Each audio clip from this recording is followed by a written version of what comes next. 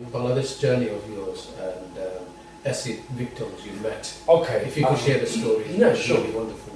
I came here, this is important that you know a little bit about background before I tell you the story. Please. So, I came here when I was 5 years old.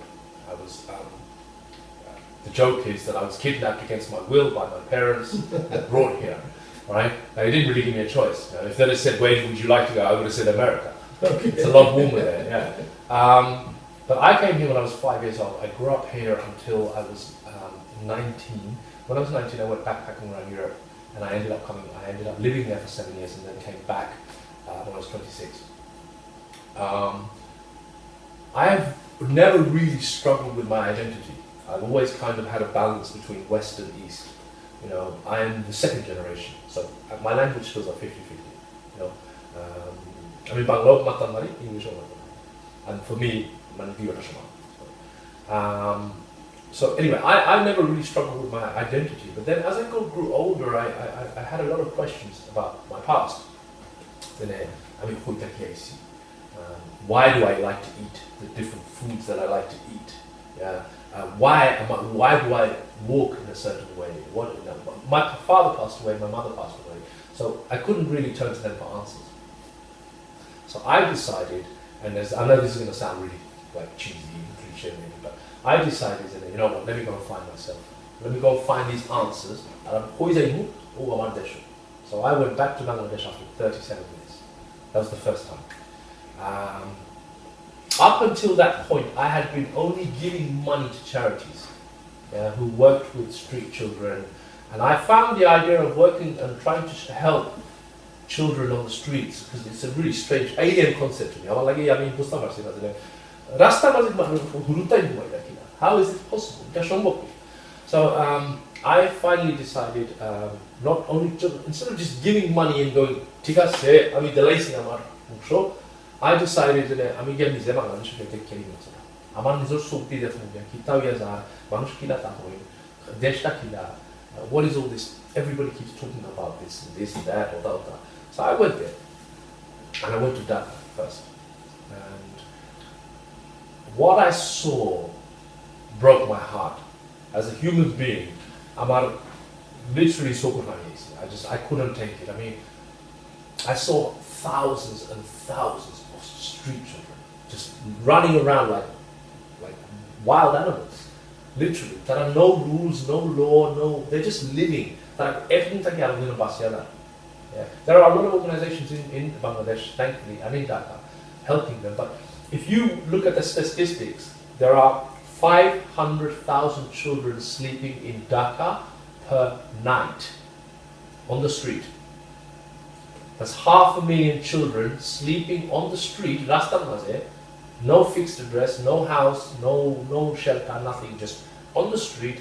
Yeah, this is a conservative estimation as well. So there have been a lot of studies done into this. But they say that approximately 500,000 children are sleeping. Some of them have parents with them, sleeping with them. Again, mabaf, good night for Shanai, they can't go to a hotel. তারা রাস্তা কোনো সুরত একটা shelter খাবার দি বাক্স দিয়ে একটা shelter Naiya half উপর ঠান্ডিয়া কোনো সুরত তারা বাসে that's Dhaka. How is it possible in the rainy day? What happens to them? You think They get wet. They seek shelter somewhere else. They live. They survive. It is literally everything that it's not. There's no planning a way of what. I mean, agami hafta kita there's no hilak no kita. So it really woke me up, and I just thought, I'm London otakia. I get frustrated with my internet speed.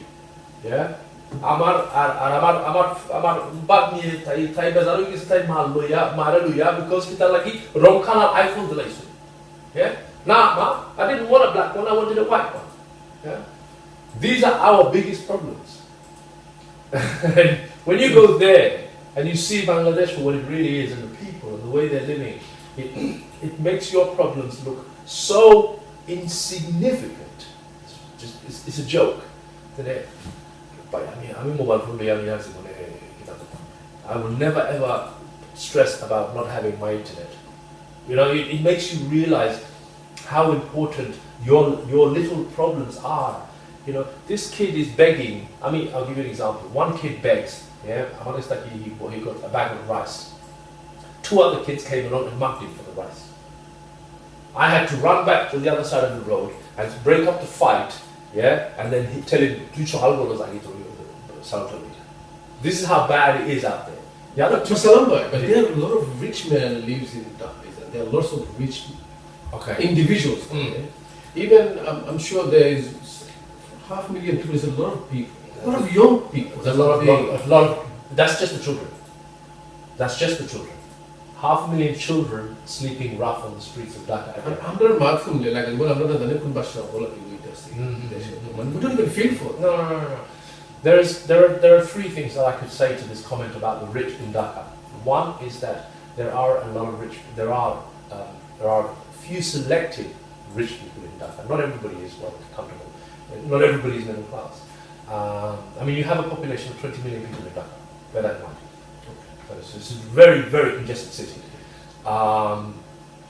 There are some very, very generous people, wealthy people, and then there are some extremely miserly wealthy people. People who actually just genuinely, it doesn't pay for them to care, so they switch off. Yeah. তারা ফোবিসি একটা দিলে ইয়ে তারা একটা না হবে but তুমি একটা কাজ দিতে তোমার রাস্তা দেই বিষয়টা so it literally and also the other thing is because you're constantly bombarded and because you can't really fault the people who have money because you're constantly bombarded with images and scenery and begging every day. I mean, literally, it's part of your life. It becomes you become immune to it. You become numb. You don't hear it anymore. It's like we're living next to a train line and the train's going past every 15 minutes. After a while, you don't even notice it's there. Train. Oh, was that a train? Oh, sorry, I didn't see it. So likewise with beggars, yeah, and with the extremely poor. They won't see them. They coexist alongside each other in a very harmonious way, but they just don't crash into each other. They don't collide. So that's one